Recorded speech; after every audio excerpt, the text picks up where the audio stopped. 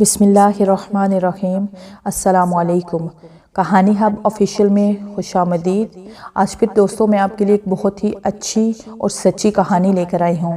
نئے آنے والے دوستوں سے گزارش ہے کہ وہ میرا چینل کو سبسکرائب کریں اور بیل آئیکن کو پریس کریں۔ تو چلیں بڑھتے ہیں کہانی کی جانب۔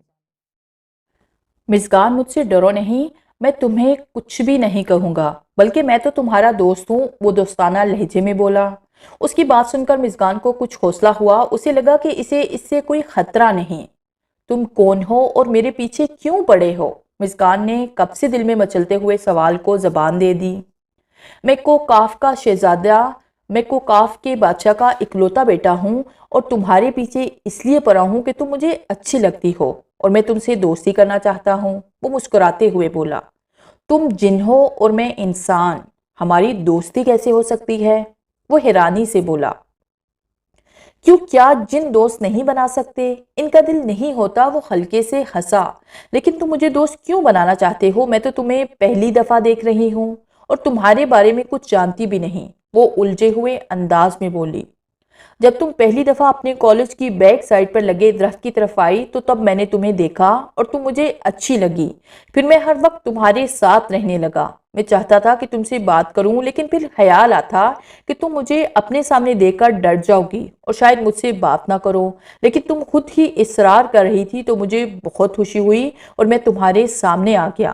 میرا نام شام ہے، اس نے اپنا مختصر سا تعارف کروایا۔ اوہ، تو تم اس درخت پر رہتے ہو؟ وہ گہرا سانس لے کر بولی، جیسے معاملے کی تہہ تک پہنچ چکی ہو۔ نہیں، اس دن پہلی بار میں اپنے دوست سے ملنے وہاں آیا تھا۔ بتاؤ، کرو گی مجھ سے دوستی؟ اس نے اپنا ہاتھ آگے بڑھایا۔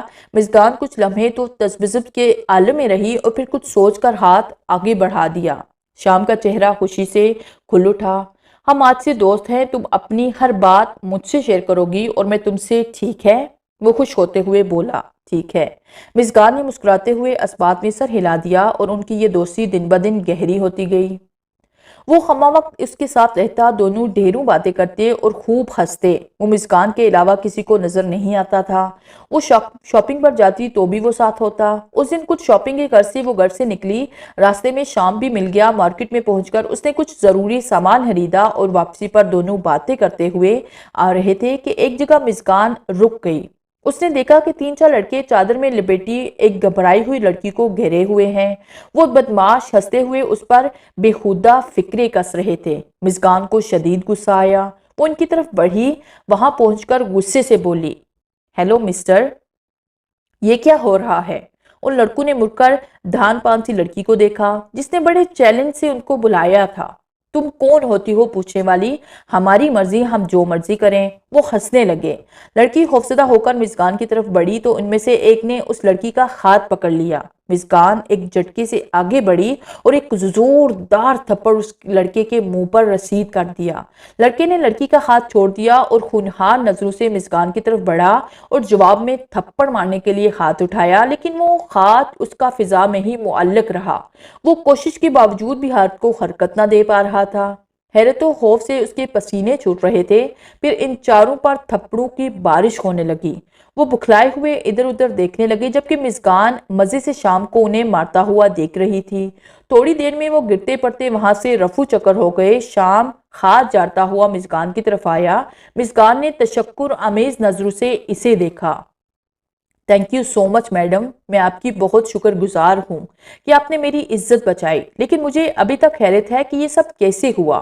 وہ لڑکی حیرت سے مژگان کو دیکھ رہی تھی، شاید وہ اسے کوئی پہنچی ہوئی ہستی سمجھ رہی تھی۔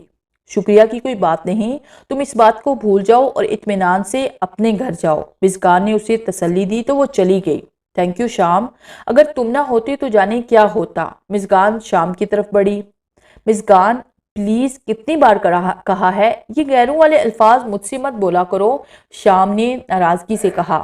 اچھا ٹھیک ہے، اب نہیں کہوں گی، چلیں اب گھر چلے، مژگان نے مسکراتے ہوئے کہا، اور پھر دونوں گھر کی طرف چل دیے۔ مژگان بیٹا، مجھے تم سے کچھ ضروری بات کرنی ہے۔ مژگان جب سونے کی تیاری کرنے لگی تھی، اس کی مما اس کے کمرے میں داخل ہوئی۔ جی مما، بولیں۔ وہ اگرچہ اپنے ماں باپ سے ناخوش تھی، ان کی لاپرواہی پر غصہ تھی، لیکن پھر بھی ان سے پیار کرتی تھی اور ان کی کوئی بھی بات ٹالتی نہیں تھی۔ بیٹا اب تم بڑی ہو گئی ہو اور ماشاءاللہ پڑھائی بھی مکمل ہونے والی ہے.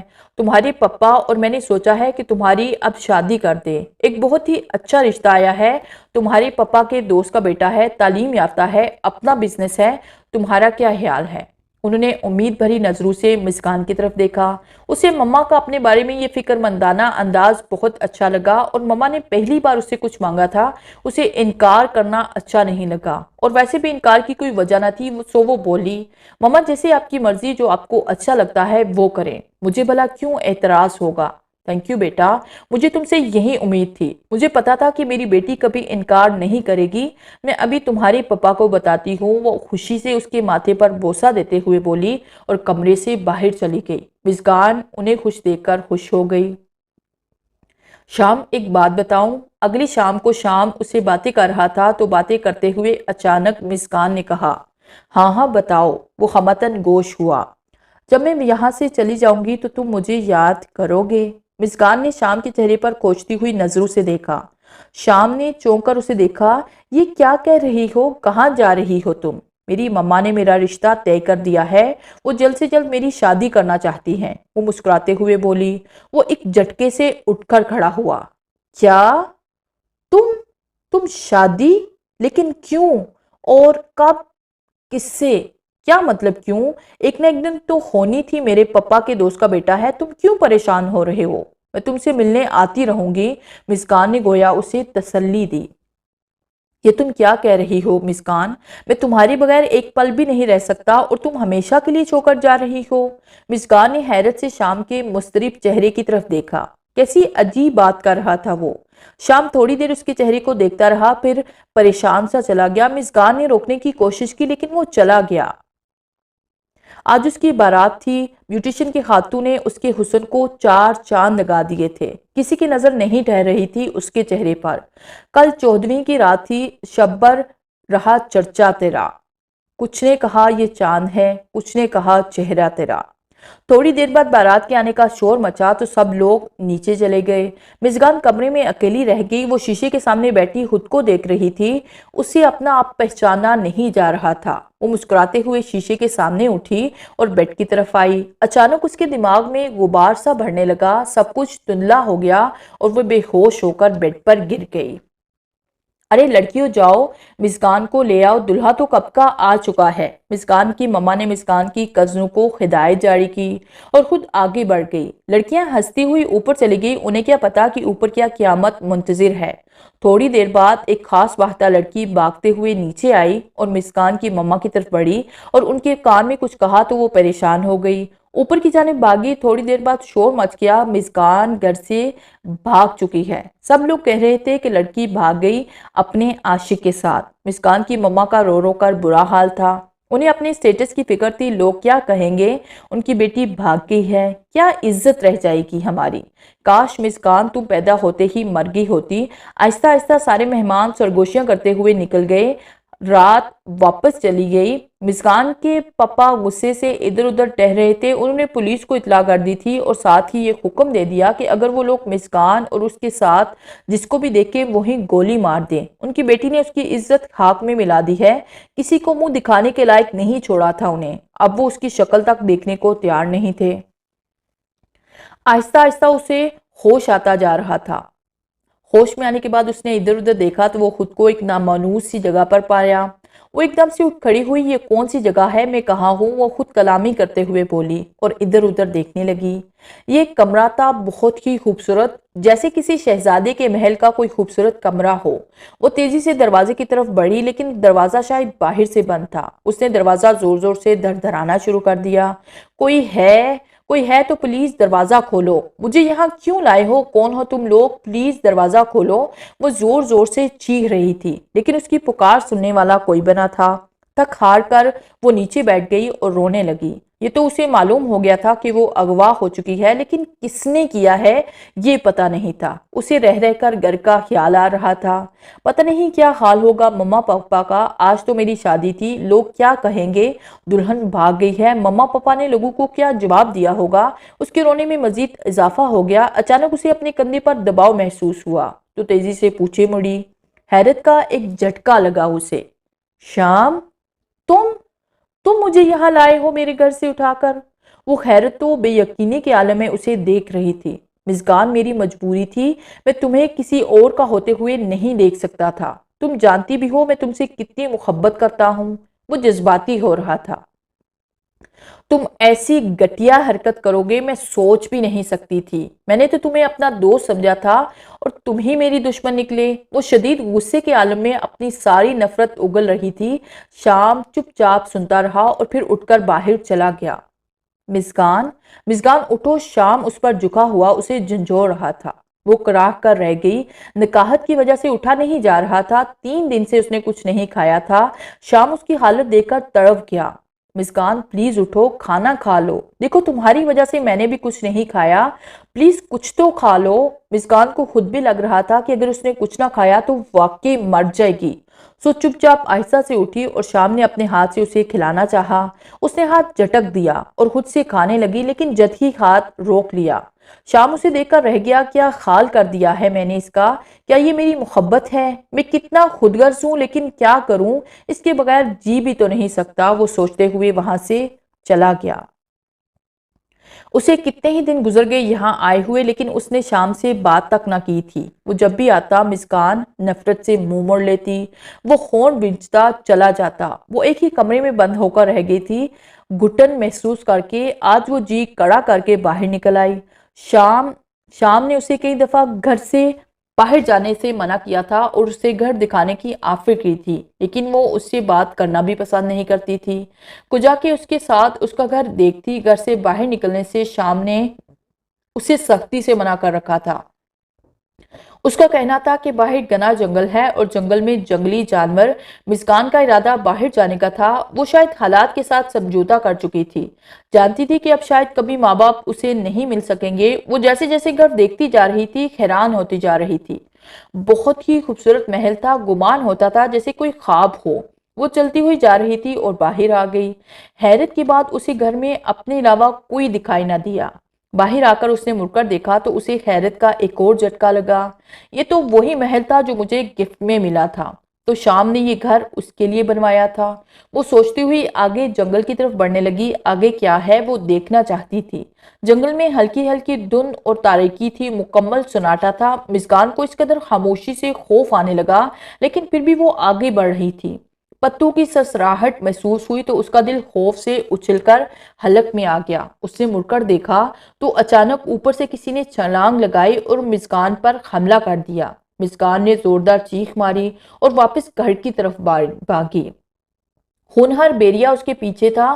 कहाँ तक भागती, कहाँ वो होनहार बेरिया और कहाँ वो नातवा सी लड़की। बेरिया बिल्कुल उसके सर पर पहुंच गया। वो जैसे ही मिज़गान पर जिपटा, एक जोरदार कुव्वत ने उसे पीछे की तरफ पटक दिया। मिज़गान ने देखा तो वो शाम था, जिसके चेहरे पर गुस्से के आसार थे। उसने उसी अंदाज में बेड़िए को 2-3 दफा उठाकर पटका। बेड़िया नीचे गिरकर कराहने लगा। शाम ने अपने दाएं हाथ की उंगलियां उसकी तरफ की। उंगलियों में से तेज शुआएं नमूदार हुई, जिन्होंने बेड़िए को अपनी लपेट में ले लिया। आग बेड़िए को बुरी तरह जला रही थी। शाम उधर से फारिग होने के बाद मिज़गान की तरफ मुड़ा। तुम्हें कहा था ना कि जंगल की तरफ नहीं आना, फिर भी तुम। वो कड़े तेवरों से उसे देख रहा था। मिज़गान पहले ही खौफजदा थी और सहम गई। शाम को उसकी हालत पर हंसी भी आई और प्यार भी। चोट तो नहीं आई ना? अगर तुम्हें कुछ हो जाता तो वो फिक्रमंदाना लहजे में बोला। अच्छा होता मैं मर जाती, तुमसे तो जान छूटती, वो बेरहमी से बोली। शाम ने दुख से उसे देखा और फिर चुपचाप उसे लिए घर की तरफ रवाना हो गया। तुम्हें शौक है ना जंगल देखने का? चलो मैं दिखाता हूँ, शाम खुशगवार मूड में बोला। और ये देखकर उसकी हैरत की इंतहा न रही जब मिज़गान चुपचाप उठकर उसके साथ चल पड़ी। वो हैरतों खुशगवार एहसास में घिरा उसे लेकर जंगल की तरफ आया। दोनों साथ साथ चल पड़े। शाम चाहता था कि वो इससे बातें करें, लेकिन वो बिल्कुल खामोश थी। चलते चलते दोनों काफी दूर निकल आए। जंगल काफी घना था। चलते चलते मिज़गान एकदम से रुक गई और शाम की तरफ देखने लगी। फिर बोली, तुम मुझसे मोहब्बत करते हो? ये भी कोई पूछने वाली बात है? जहां से तुम्हारी नफरत की इंतहा शुरू होती है, वहां से मेरी मोहब्बत की इब्तिदा होती है। शाम ने मुस्कुराते हुए जवाब दिया। आज वो मुसलसल शाम को हैरान करने पर तुली हुई थी। तो फिर मेरी एक बात मानोगे? वो शाम की तरफ देखते हुए बोली। تم بولو تو صحیح مسکان، تم میری زندگی ہو، تمہاری ہر بات میرے لیے حکم کا درجہ رکھتی ہے۔ شام نے وارفگتی سے اس کے چہرے کو دیکھا۔ تو پھر تم مجھے میرے گھر واپس چھوڑاؤ، وہ سپاٹ لہجے میں بولی۔ شام نے ایک دم سے سر اوپر اٹھایا، اس کے چہرے پر پھیلا کرب اور اضطراب دیکھ کر مسکان نے نظریں جھکا لی۔ بولو کر سکتے ہو ایسا، وہ ایک بار پھر بولی۔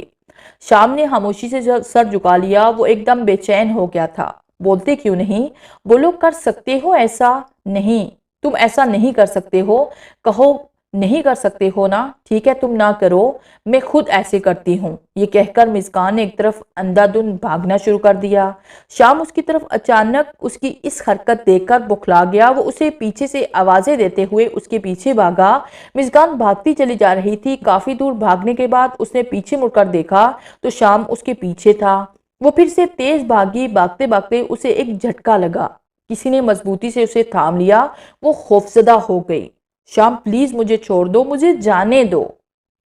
یہ کہتے ہوئے اس نے جیسے ہی اس پکڑنے والے کو دیکھا تو اس کی اوپر کی سانس اوپر اور نیچے کی نیچے رہ گئی۔ انتہائی خوفناک شکل کا ایک لمبا چوڑا دیو شخص اسے جکڑے ہوئے تھا۔ شام! وہ زور سے چیخی اور شام جہاں کھڑا تھا وہ وہیں رک گیا۔ وہ حیرت سے اس شخص کو دیکھ رہا تھا۔ مسکان بری طرح سے اس کے بازو میں جکڑی ہوئی تھی، وہ مچل مچل کر اپنا آپ چھڑانے کی کوشش کر رہی تھی اور شام کو مدد کے لیے بلا رہی تھی۔ ذکوان تم؟ شام کی حیرت میں ڈوبی ہوئی آواز ابھری۔ ہاں شام، میں تم کیا سمجھتے تھے کہ کسی کو پتہ نہیں چلے گا؟ اور تم ایک لڑکی سے پیار کرتے ہو اور اس سے شادی کرنے والے ہو؟ تم نے ہمارے قبیلے کی روایت کو توڑا ہے، میں تمہیں اس کی سزا دوں گا، ذکوان نہایت ہی غصے سے بولا۔ ذکوان شام وغیرہ کے قبیلے کی فوج کا سپہ سالار تھا۔ شام اپنے ماں باپ کی شادی کے بعد 8 سال بعد پیدا ہوا تھا، سو جب شام پیدا ہوا تو بہت خوشیاں منائی گی۔ ہر کسی کو شام سے بہت پیار تھا، آخر کو ان کے بادشاہ کی اکلوتی اولاد تھی۔ فوج کا سپہ سالار شروع ہی سے شام کے خلاف دل میں کدورت رکھتا تھا۔ وہ سمجھتا تھا کہ اگر شام پیدا نہ ہوا ہوتا تو کوکاف کے بادشاہ کی ساری دولت کا وہ اکلوتا وارث ہوتا، لیکن شام کی وجہ سے اس دولت سے محروم ہو گیا۔ اس نے شام کو مارنے کے کئی طریقے آزمائے لیکن ناکام رہا۔ پھر جب اسے پتا چلا کہ شام کسی انسانی لڑکی سے پیار کا سلسلہ چلا رہا ہے تو موقع کی تلاش میں رہنے لگا، اور آج اس کو موقع مل گیا تھا۔ سو شام کو مارنے کا ذکوان کے پاس یہ اچھا موقع تھا جو اسے دوبارہ نہیں ملنا تھا۔ ذکوان تم یہ کیا کہہ رہے ہو؟ تم مجھے مارو گے؟ شام حیرت سے بولا۔ ہاں تمہیں ماروں گا، میں تو شروع ہی سے تمہارے خلاف رہا ہوں، تمہیں مارنے کی ہر ممکن کوشش کی لیکن ناکام رہا۔ تم کوکاف کی ساری دولت پر ناک بن کر بیٹھے ہو، آج تمہیں زندہ نہیں چھوڑوں گا، پھر اس ساری دولت کا پورے کوکاف کا میں بادشاہ بن جاؤں گا، میں بادشاہ ہوں گا، وہ کہا لگانے لگا۔ ذکوان نے مسکان کو ایک طرف دھکا دیا اور شام کی طرف بڑھا، اس کے ہاتھ میں چمکتا ہوا خنجر آ گیا۔ شام ابھی تک شاک سے نہیں نکلا تھا، سو وہ اس حملے کے لیے تیار نہ تھا۔ ذکوان نے تیزی سے خنجر شام کے پیٹ میں ادار دیا۔ شام کے منہ سے ایک زوردار چیخ نکلی، اس کی چیخ کے ساتھ ساتھ ہی مسکان کی بھی ایک زوردار چیخ ابھری۔ شام نیچے بیٹھتا چلا گیا۔ مسکان چیختی ہوئی شام کی طرف بھاگی، اس کے پاس پہنچ کر وہ زور زور سے رونے لگی اور اسے آوازیں دینے لگی، اسے اٹھانے کی کوشش کرنے لگی۔ ذکوان نے مسکان کو پکڑا اور گھسیٹتا ہوا لے جانے لگا۔ شام پلیز مجھے بچا لو شام، مسکان روتے ہوئے چلا رہی تھی۔ ذکوان اسے کھینچتا ہوا ایک کھائی کے قریب لے آیا۔ اچانک مسکان کا ہاتھ کسی نے مضبوطی سے پکڑا۔ ذکوان نے منہ دوسری طرف کیا، اس نے مسکان کو کھینچ کر کھائی میں پھینکنا چاہا لیکن وہ ایسا نہ کر سکا۔ اس نے مڑ کر دیکھا، شام! مسکان زور سے چیخی۔ شام نے زوردار جھٹکے سے مسکان کو اپنی طرف کھینچ لیا، اس کے زخم سے ابھی تک خون بہہ رہا تھا۔ شام نے ذکوان کو گردن سے پکڑا اور اوپر اٹھا کر زور سے زمین پر دے مارا۔ وہ تڑپنے لگا۔ شام نے ایک نظر اسے دیکھا، مسکان کو ساتھ لے کر چل پڑا۔ شام ہٹ جاؤ! اچانک ایک زوردار آواز آئی۔ شام پھرتی سے مسکان کو لے کر ایک درخت کی آڑ میں کھو گیا۔ تیزی سے آتا ہوا آگ کا ایک گولا سیدھا گزر گیا۔ شام جلدی سے سامنے آیا۔ ذکوان دوبارہ اٹھ کھڑا ہوا تھا لیکن اچانک وہاں شام کا باپ نمودار ہوا۔ جیسے ہی ذکوان نے آگ کا گولا شام کی طرف پھینکا، شام کے باپ نے اسے خبردار کر دیا اور ذکوان کی طرف اپنا ہاتھ کر کے اسے زور سے جھٹکا دیا۔ تو اس میں سے تیز شعاعیں نکلی اور ذکوان کو اپنی لپیٹ میں لے لیا۔ ذکوان کا جسم جلنے لگا۔ شام بھاگ کر اپنے باپ کے پاس گیا اور ان سے لپٹ گیا۔ بابا جان آپ یہاں کیسے؟ وہ پوچھ رہا تھا۔ بیٹا ہم کو کاف کے بادشاہ ہیں اور ہمیں پل پل کی خبر رہتی ہے، تم ہمیں بے خبر سمجھتے ہو، وہ خفگی سے بولے۔ نہیں نہیں بابا جان ایسی بات نہیں ہے، اچھا ہوا آپ آ گئے، اس شیطان کا خاتمہ ہو گیا۔ شام اطمینان سے بولا۔ ارے تمہارا ذہن گہرا ہے، ایک منٹ رکو۔ شام کے بابا نے اپنا ہاتھ شام کی طرف کر دیا۔ شعاعیں زخم پر پڑی اور زخم لمحہ بھر میں غائب ہو گیا۔ ہاں بھئی بہو کو بھی لے چلو، وہ خوشی سے بولے۔ پپا پلیز آپ چلیں، میں آتا ہوں۔ شام ایک دم سنجیدہ ہو گیا۔ کیوں کیا ہوا بیٹا، خیریت تو ہے نا؟ وہ پریشان ہو گئے۔ ہاں ہاں بابا خیریت ہے، آپ گھر چلیں۔ وہ کچھ پریشانی سے وہاں سے چلے گئے۔ شام نے کچھ لمحے درخت کے پاس کھڑی مسکان کو دیکھا جو سوالیہ نظروں سے اسے دیکھ رہی تھی۔ اس کی آنکھوں میں آنسو تھے۔ شام اس کے قریب ہوا اور کہا تمہیں واپس جانا ہے نا اپنے ماں باپ کے پاس؟ چلو میں تمہیں چھوڑ دیتا ہوں۔ یہ کہہ کر شام نے مسکان کا ہاتھ پکڑا۔ مسکان نے بولنا چاہا لیکن اسے موقع نہ مل سکا۔ چند لمحوں میں وہ اپنے گیٹ کے پاس کھڑی تھی۔ جو اپنے گھر، شام نے سپاٹ لہجے میں کہا۔ وہ عجیب سی کشمکش کی حالت میں اندر داخل ہوئی۔ اندر داخل ہوتے ہی اس کی آنکھوں میں آنسو آ گئے۔ وہ آگے بڑھی۔ اس کے مما پاپا باہر لاؤنج میں بیٹھے ہوئے تھے۔ جیسے ہی اس کی نظر مسکان پر پڑی وہ اٹھ کھڑے ہوئے اور حیرت سے اسے دیکھنے لگے۔ مسکان روتے ہوئے آگے بڑھی۔ وہیں رک جاؤ، اس کی پپا کی پاٹ دار آواز لاؤنج میں گونجی۔ اب کیا لینے آئی ہو یہاں؟ پہلے ہی تمہاری وجہ سے ہماری بہت بدنامی ہو چکی ہے، اب کیا تماشا دیکھنے آئی ہو ہماری عزت کو؟ جو تم نے چار چاند لگائے تھے، اب کس چیز کی ضرورت ہے؟ تمہیں دفع ہو جاؤ یہاں سے۔ اس کے ساتھ جس کے ساتھ گھر سے بھاگی تھی اس کے پپا چیخے۔ پپا نہیں، میری بات سنیں، میں بھاگ کر نہیں گئی تھی، میری بات تو سنیں۔ بس میں نے کہہ دیا، کچھ نہیں سننا۔ رحمو دھکے دے کر نکال دو اسے یہاں سے، میں اس کی شکل تو کیا اس کا سایہ بھی نہیں دیکھنا چاہتا۔ ملازمت دوڑتا ہوا آیا اور مسکان کا ہاتھ پکڑ کر اسے کھینچ کر باہر نکالنے لگا۔ وہ تڑپنے لگی۔ اس نے اپنا آپ ملازم سے چھڑایا اور پپا کے قدموں میں گر گئی۔ پلیز پپا میری بات سنیں۔ وہ بری طرح رو رہی تھی۔ اس کے پپا نے نفرت سے اسے دیکھا اور غصے سے وہاں سے چلے گئے۔ مسکان نے مما کی طرف دیکھا، وہ بھی رخ موڑ کر وہاں سے چلی گئی جیسے اسے کوئی تعلق ہی نہیں۔ اسے یقین نہیں آ رہا تھا رشتے اس طرح بھی بدلتے ہیں، خون اس طرح بھی سفید ہو سکتے ہیں۔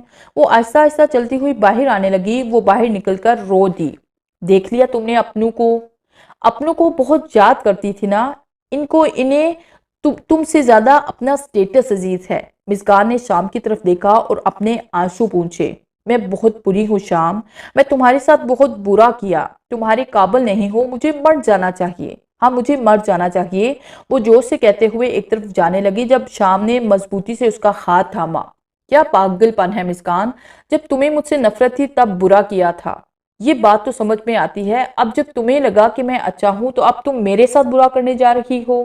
مسئلہ کیا ہے تمہارے ساتھ؟ وہ غصے میں الجھتے ہوئے بولا۔ اب میں نے برا کیا ہے؟ مسکان نے حیرت سے اس کی طرف دیکھا۔ مرنے جا رہی ہو، یہ کیا میرے ساتھ اچھا کر رہی ہو؟ تمہیں معلوم ہے کہ تم میرے لیے کیا ہو، پھر اس طرح کیوں کر رہی ہو؟ شام نے بے بسی سے کہتے ہوئے اپنا منہ دوسری طرف کر لیا۔ آئی ایم سوری شام، میں تمہیں ہمیشہ دکھ دیتی آئی ہوں، کبھی کوئی خوشی نہیں دے سکی، میں بالکل بھی اچھی نہیں ہوں، مسکان افسردہ لہجے میں بولی۔ نہیں مسکان تم بہت اچھی ہو، میرے دل سے پوچھو اور اس اچھائی کا ثبوت ابھی دینا ہوگا۔ شام پرشوق نظر سے اسے دیکھنے لگا۔ کیسا ثبوت؟ وہ حیران ہوئی۔ میرے ساتھ چلو گی میرے نگر، جہاں خوشیاں ہی خوشیاں ہیں، پیار ہی پیار ہے، چلو گی نا میرے ساتھ؟ اس نے امید بھری نظروں سے مسکان کی طرف دیکھا اور اپنا ہاتھ اس کی طرف بڑھا دیا۔ میرا تمہارے سوا اب کوئی نہیں شام، میں خود کو اس قابل تو نہیں سمجھتی کہ تم جیسے عظیم شخص کی ہمراہی میں چلوں، لیکن اسے اپنی خوش قسمتی ضرور سمجھوں گی۔ مسکان نے کہتے ہوئے شام کا ہاتھ تھام لیا۔ تھینک یو سو مچ مسکان، تم نہیں جانتی ہو کہ میں آج کتنا خوش ہوں۔ آج مجھے میری منزل مل گئی ہے جس کے پیچھے میں بہت خار ہوا ہوں۔ شام خوشی سے جھوم اٹھا اور وہ دونوں اس نگر کی طرف چل پڑے جہاں خوشیاں ان کے منتظر تھی۔